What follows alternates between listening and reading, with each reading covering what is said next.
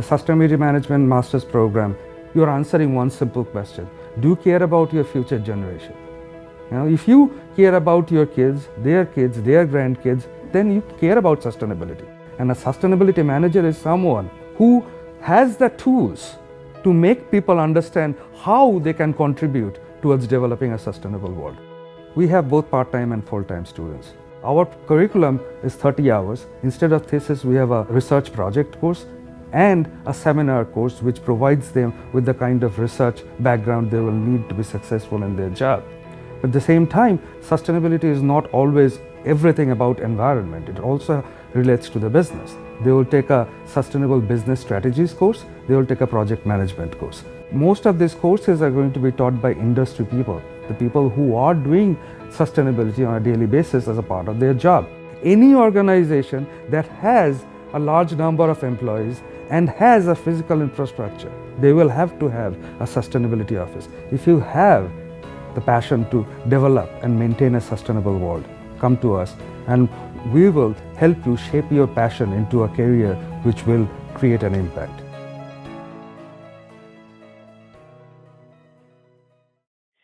Okay, so today I'd like to speak with you about the disclosure of what we now call ESG, environment, social, and governance metrics, and what that has to do with sustainability performance and building the virtuous loop. As it was introduced, I co-founded CSRHub in 2007, and today it is the world's largest ESG ratings and information database. We are an aggregator, so we're very different from raters that are out there in human analysts, if you will, like Wall Street analysts who are reading reports and looking at data and making assessments and opinions. We're a big data site, and so we're a software company, and we're aggregating and harmonizing data from over 500 sources to generate consensus scores. And because we're using so much data, it enables us to score over 18,000 companies worldwide. So when I talk about the virtuous loop, what I'm talking about here is that there's the truth, and that's what a company is really doing inside. And typically, executives, managers, employees, sometimes others in the supply chain or in the whole, customers or suppliers know what's really going on. But often it's very difficult to know what's happening outside of the company unless the company discloses that information. And today, most of that disclosure in the United States, at least, is voluntary through things like the Global Reporting Initiative, SASB, CDP, and other ways in which they can reveal what their performance is. And that information is then picked up by many, many different stakeholders, analysts, NGOs, certification bodies, the crowd, government. And a lot of this data is conflicting and it's difficult to parse. And so what we do at CSRHub is we really bring it all together to provide a perception of how a company is viewed so that the company in turn can use that data for improvement. Data today is very conflicting and complicated. There are thousands of metrics, different rating systems, different certification bodies, many, many public companies to cover, and private companies as well. And I won't get into it today, but private companies, we call this dark data. It's a lot of information that we don't have because it's not self-reported. So there are some key reporting standards. Again, these are voluntary, things like the GRI, major international standards like ISO. Then there's the United Nations Global Compact, which is, again, a voluntary set of guidelines. There's something called the Sustainability Accounting Standards Board in the US, which is really working very hard to find material issues that companies, and they're looking at 79 different industries, the material issues that companies should be reporting on, and trying to help integrate that into what the required reporting for a company. And then there's other voluntary organizations like B Labs, which is, providing ways for companies to have dedicated purpose to making money and also addressing social issues. And actually, CSRHub is a B Corp. Around the world, most large companies are going to be affected by emerging frameworks and standards. And if you are familiar with the World Federation of Exchanges, they are coming out with a new set of indicators that will affect almost 40,000 companies that are traded on various exchanges. There's also SASB, as I mentioned, which we think will impact about 18,000 companies in North America. And then there's something called the European Union Accounting Directive, which will be regulatory requirements for disclosure for companies in the EU. And then GRI is evolving as well. So, what are the reasons that companies are doing CSR reporting? So there's a number of reasons. They're under pressure from their stakeholders, and also from their employees who are, sort of millennials and Gen Z, who are increasingly pressing companies on purpose and for understanding, do the values of a company match my own? Is this a place I want to work? Also, there's pressure that's coming from investors, and we'll talk about that in a second. But companies are also doing CSR reporting for competitive reasons, for benchmarking, for demonstrating their performance, and for comparing themselves to their peers and their competitors. Sustainable investing is growing rapidly. This chart is already 2 years outdated, but we estimate that about 25% of assets under professional management are now using some type of ESG, either for screening or for risk, for protecting themselves from downside risk, or in some cases for actually making values decisions. But this is, I think we're at the beginning of this movement, and there is another statistic that only 6% of financial advisors are using ESG data in advising their clients. 6% is very, very small, and I think we're also just seeing the beginning of this movement. Ratings also drive perception on brand and risk and value. CSRHub data is part of Harvard Business Review's best performing CEOs in the world, which will be out, I think, in the third week of this month. This is their annual list, and we've been a part of this in the last 2 years, and it's made quite a bit of difference. Jeff Bezos of Amazon would have been #1, but for the ESG data, which put him into somewhere in the 70s. The Wall Street Journal, in partnership with the Drucker Institute, has the management top 250, the most effectively managed U.S. companies, and they are incorporating various components of ESG data from CSRHub. So, excuse me, I'll just go back here.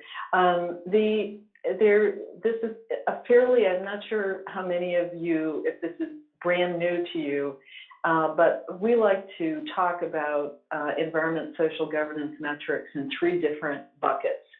First, consensus opinions, and an example is CSRHub, where we're a big data aggregator. We're bringing together many different sources and underlying metric systems, and we're covering now actually over 18,000 companies. There's professional ESG opinions and sources. If you've heard of MSCI, ISS, Sustainalytics, which has become more well-known because they're on Yahoo Finance now as sustainability ratings. They're also partly owned by Morningstar. And then European sources like Figge and Iris and other sources like Ideal Ratings in Egypt. These types of data sources are really, like I mentioned before, they're like analysts on Wall Street. They're reading reports. They're trying to find publicly available data. And they're also looking at other sorts of sentiment as well. And then there are sources that are really trying to bring together company self-reported data, sources like Bloomberg, Thomson Reuters, and FactSet. And we say that these three different approaches are orthogonal. They're all useful in the field of better understanding how companies are performing. Here's a little bit of a description on our, we've been at this for 10 years. It took us about 3 years to actually build our platform. And now today we're bringing in over 500 sources, and it's about actually 180 million data points. We license some of our data from leading analysts. We convert these metrics, we map it and normalize and weight the data. So for any of you folks who are interested in going into finance or quant, this is probably fairly typical of bringing together very disparate data sets and really comparing those data sets with one another, finding how they correlate. And quite frankly, the correlations are pretty low. Here are the names of the companies that we license, and these might not be familiar to you, but these are some of the leaders in the field. Here is two of the leaders, Sustainalytics versus MSCI, and we did some research for Calvert, and we found that there was a correlation between these two major data sets of 0.32. I don't know if that strikes you as low or high, but it's fairly low if you're a company and you're trying to understand. There was an article in the Wall Street Journal about a week ago that said, which company is better, Tesla or Exxon? And it sort of depends on who you ask and what rater is rating them. And so that's okay in the investment community. That's where investors are seeking alpha or smart beta, and they're trying to find some edge. Correlations might not be as relevant there. But to a company that's trying to improve can be very confusing. So what we try to do is we have all these different sources with different ratings and scales, and it's very, very dispersed. And this chart shows that our aggregation kind of smooths this out. So you're not going to see companies that are much below on a scale from 0 to 100, much below 40, and you won't really see many companies much above 70, and with a very strong central tendency. So, it's tough. We're not seeing over time as we add more and more companies. I think that the bar for performance is going up, and you have many companies that are coming in and being rated that are sort of newbies to sustainability. They're just getting started, even though they might be already over $1 billion in revenue.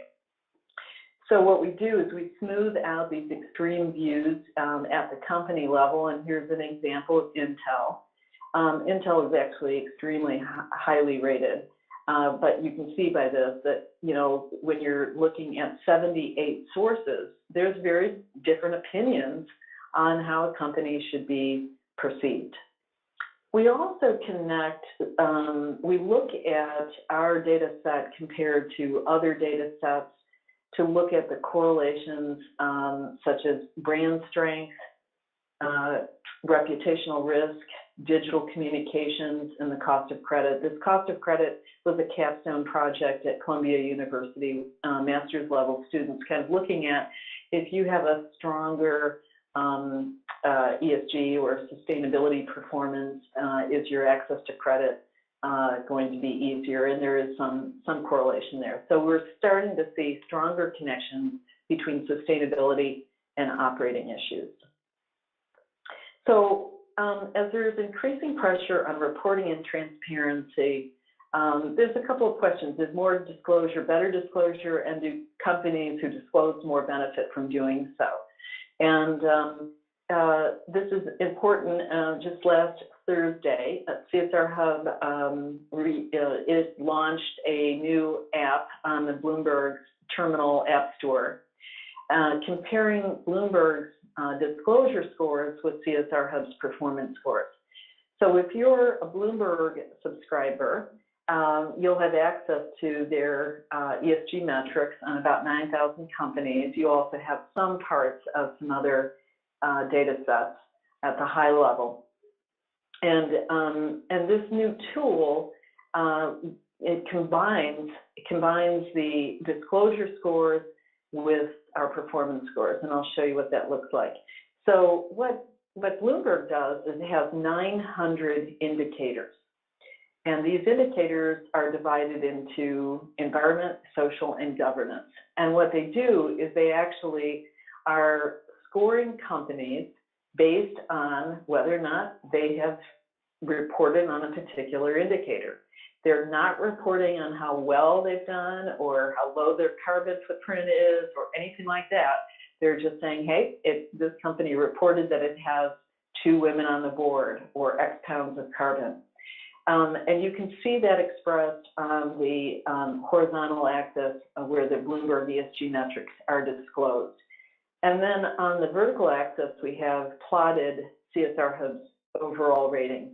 And so what a subscriber can do is input their portfolio, any portfolio that they're managing on the terminal, and they can actually plot their portfolio on this matrix with these 4 quadrants. And what's kind of interesting here is that they may be able to identify opportunities and risks. So for example, if you're in the upper right corner, you're probably best in class, you're performing well, and you're disclosing a lot. Things are looking good if you're up there. If you are disclosing a lot, if you're in the lower right-hand corner and you're disclosing a lot, but you're not performing well, that could be, you could maybe be accused of greenwashing. For the companies that are in the upper left quadrant and are revealing more, as they reveal more, it so far hasn't helped their performance, but at least they're getting high disclosure scores. And if you're in the bottom left, that's not good on any dimension. You can actually drill down in the app to look at the metrics, the specific metrics, as well as the ratings, and make some comparisons and look at some trends over time.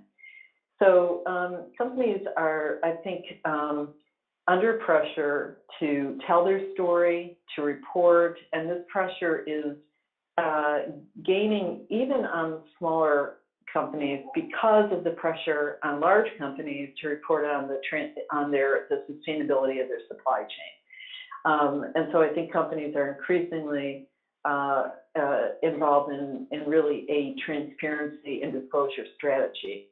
And I think finally, one of the big trends is that companies are trying to integrate this data into their business intelligence and not have it as a standalone department that really is not a crucial part of the strategy and the thinking about creating value. And I wanted to close here also with this was the 3 overlapping circles, which has become somewhat iconic for the definition of sustainable value creation, was actually something that my consulting firm, Ecos International, developed really actually in the late 90s. So we were looking at what does it mean to really build a sustainable company, and it's operating at the nexus of these 3 capitals. And so a little bit of background.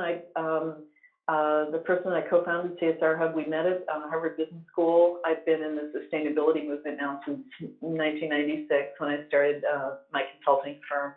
And so I've kind of seen from the ground up this movement and some of the challenges in actually measuring and reporting and really building a strategy that's integrated with a business's whole strategy. My partner, who's actually in New York, has founded and run web-based ventures, and by coming together, we've built this large platform.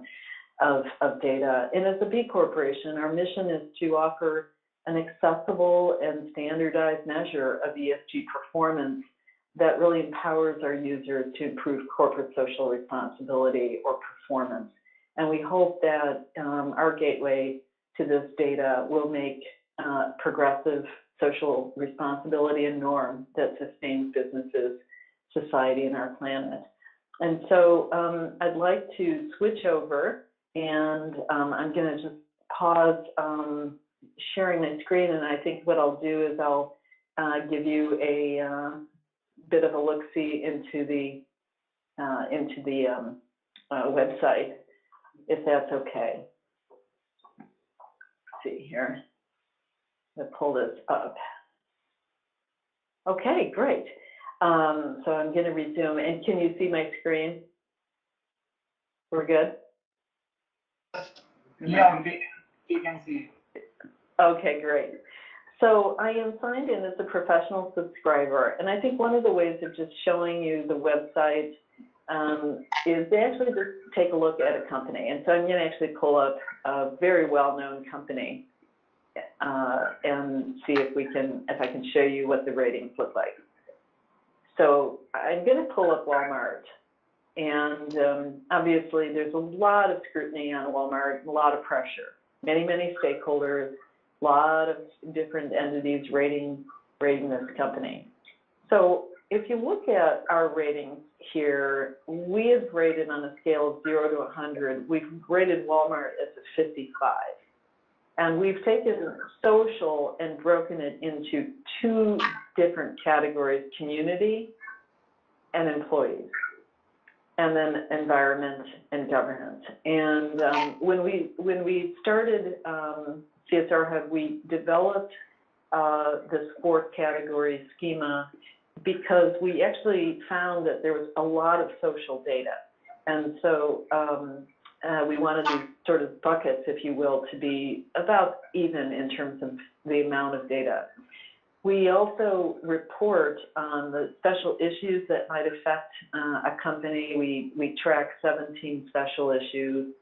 And we also have 53 active sources that are contributing to these ratings. And we also keep data for as long as we've been rating a company. And we've probably been rating Walmart since we started. It took us, as I mentioned, about 3 years to build the database and reach a critical mass of coverage. But we do have nearly 10 years of historical data. We update the data monthly. So this isn't like a stock price, but it does change over time. It's actually pretty stable, but you can see some interesting changes. As we move down the page, we have a short description of the company with a link to their URL for their CSR area. We also have a tool that enables our users to customize their personal profile.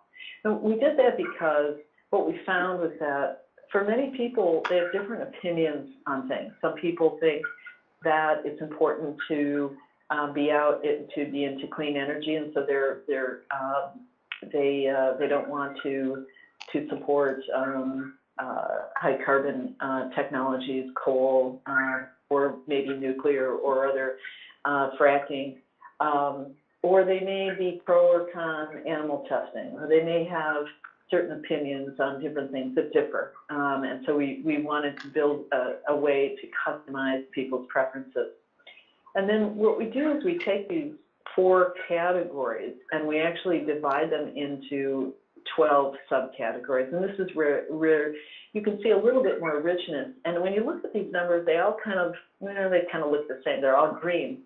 So what we did was, or most of them are green, what we did is we took all of these ratings and then we put them on a forced curve. And if I toggle here to percentile rankings, you can now actually look at Walmart. You can see that if they're compared to all other fully rated companies in the database, they're actually pretty good. They're in the 68th percentile. And you see some real variance. We compare them to 1, 2, or 3 industries, and then you can see that there's some variation here. And we also compare companies to the country where they are headquartered. And it gets a little juicier when you actually open it up and look at the 12 subcategories. So here you can see, hey, they're doing really great on community development and philanthropy, but in terms of human rights and supply chain, they're in the 30th percentile. That's a risk. That's a low rating. Compensation and benefits is low. And I don't know if you were following Amazon yesterday announced that they are going to be phasing in a $15 per hour minimum wage across the entire company. There's a lot of pressure on a Walmart to follow suit. Training, health, and safety is almost at the midpoint. But you can see in this company that they have put a lot of focus on the environment in the past 10 years, and their sort of ratings reflect that. However, they're still getting pretty dinged on leadership ethics. This doesn't necessarily mean that the leadership team is unethical, but what we do is we measure here how a company is managing its relationships with its various stakeholders, including investors, customers, communities, and regulators. It's measuring a company's effectiveness in treating these shareholders equitably. And so it's sort of the culture of ethical decision making, but also the commitment and effectiveness towards a vision of integrating social and environmental aspects into the overall core strategy. And so this is I think it's one where it's the lowest rating, and it's actually one of the most important. And if I were advising this company, I would say, hey, you're really at risk. And if you open this little looking glass here, we display what sources and elements are actually driving that score. Now, for many of our sources, we can't actually pass through the underlying data, but if it's public, we can. However, if you were Walmart, if you worked for Walmart and you were being rated by Thomson Reuters, you could actually call Thomson Reuters and get the report. So they can actually get that data as well directly, but just on their own company. They can't look at it from the perspective of a benchmark or from and how they compare to their peers that they've selected. So here's all of these different sources with all of these different data elements that we are using to come up with this score. And so you can also inspect Walmart compared to the retail industry and general merchandising, et cetera. And one of the reasons why Walmart looks good when it's compared to the U.S. relative to globally is actually the U.S. has a lower, I'm going to just so you can see this, it's kind of interesting. When you look at, if we're going to flip back to ratings, you can see that the midpoint of the data set is now at 55. But if you look at and this is global, so it's all fully rated companies worldwide, but if you look at the U.S., it's actually 50, which means that the U.S. is actually somewhat of a laggard.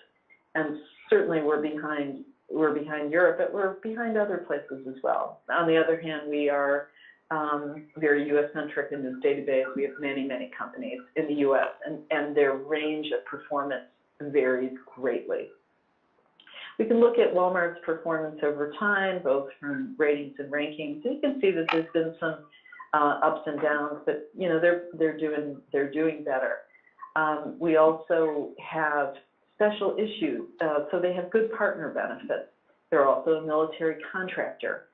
That could be a positive to someone or not a positive, depending.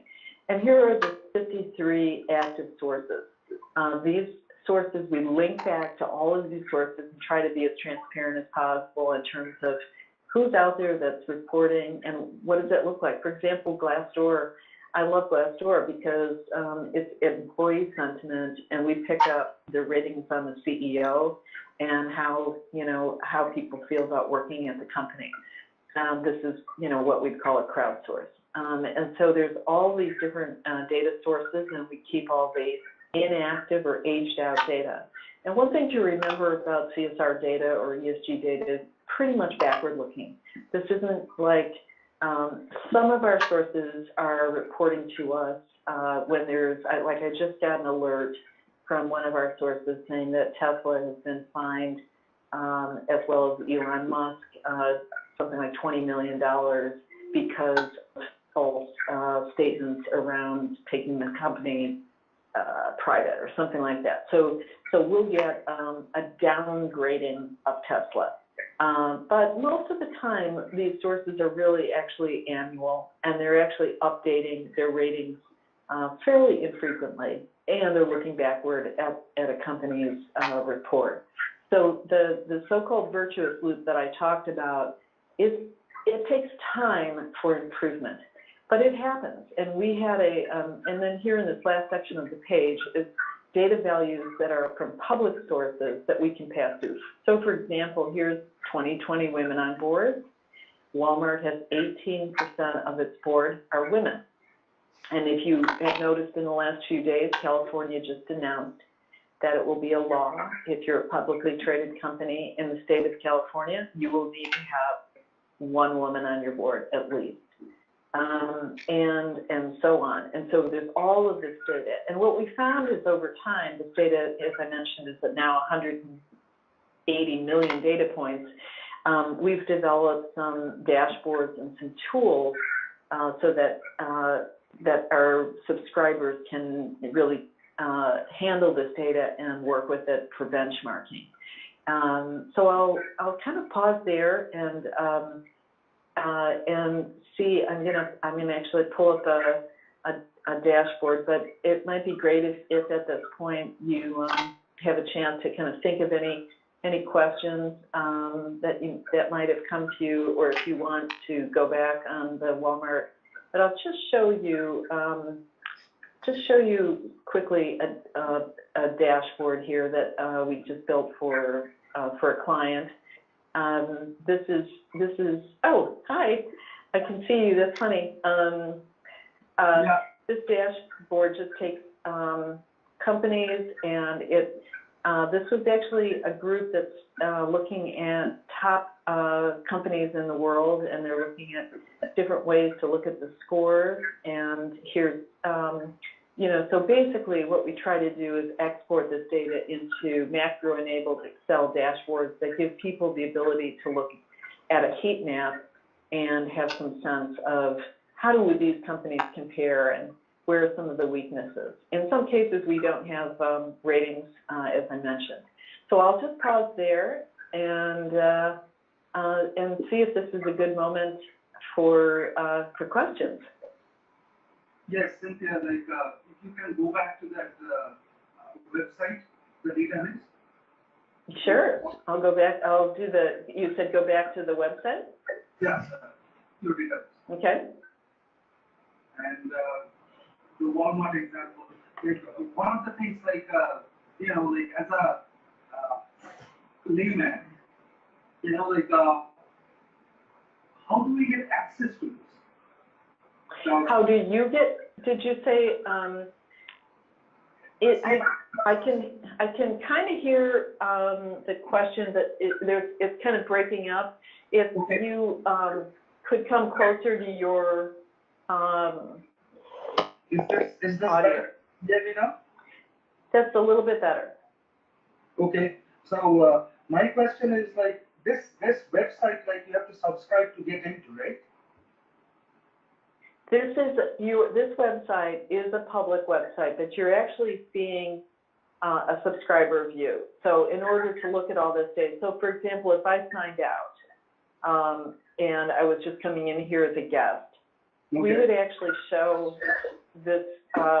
We actually try to give a little bit of, it's a freemium. So you would see that Walmart was in the 68th percentile. You would see that they've been tagged by 2 special issues, and that they had 53 sources. You could see a little bit of their trend compared to their primary industry. And so that's for free. And then if you are interested in a rating, we have a special student rating, and we also do site licenses with universities that then provide access for, either a department or a group of students, or even sometimes a classroom. Sometimes we'll have a professor who will come in and just purchase seats on behalf of their students in the classroom. Yeah, that is what I was getting into, because like, this reminds me back in the days of the Bloomberg terminal when it started, and then to now, like nowadays, like everybody has access to Bloomberg terminal. Like we are obviously with ESG, we are nowhere there yet, but it's an excellent site, basically an excellent database. The way you guys analyzed the data collecting materials from so many different sources. The point is that anytime again I look into this kind of development, I think that again how many of us actually look at it. For example, like Walmart does, it's a fascinating analysis, but does Walmart care? Like, do they basically look at it and think that, okay, like we are not doing good in this area, maybe like we can do a little bit better? Like all these large conglomerates and even the mom and pop companies that you probably came up with the ratings and rankings, do they actually subscribe to this? Well, I mean, if the question is, do companies care? I think the answer is it really varies a lot. Some companies are really managing this whole area pretty strategically. Nike, Dell, for example, I think is a company that has really used the data to compete and to better understand how its supply chain is performing, how to reduce their footprint, how to incorporate, close the loop on their materials. They have some integrated strategies with taking plastic out of the ocean. So you see companies really vary in terms of their sophistication. I mean, I think some companies are just at the tip of the iceberg, where the CEO hasn't woken up yet. They still see this as something that's kind of on the sideline. We often see that even sophisticated companies haven't really integrated their CSR with their investor relations group. So you see, you don't even see a coordinated effort. Some companies are still managing this whole domain through communications, so they're treating it as not so much a PR exercise, but they're treating it more as a communication strategy rather than a performance or operating strategy. Some companies are starting to integrate the data into the supply chain management, and they're really pretty sophisticated. But I'd say that it is amazingly nascent, and by that I mean I think we're still in the Wild West. I think we're still at a place where this data is voluntary, and where companies can decide what they want to disclose and how they're going to disclose it. Of course, there's tremendous pressure to use protocols like the Global Reporting Initiative and SASB. But, and by the time you guys are running companies and you're out there, this will be something you just, I think, take for granted. But right now, if you look at the composition of leadership, a lot of these people, mostly men, came up through the ranks where they looked at this as kind of, hey, we're going to make a lot of money, and then we're going to have a lot of profit, and then out of the goodness of our hearts, we're going to have charitable contributions, we're going to have a foundation. And that game has really changed. I mean, this is now not that. And I'm not saying that philanthropy is not important, but the way in which companies are being measured is really based increasingly on policies and performance.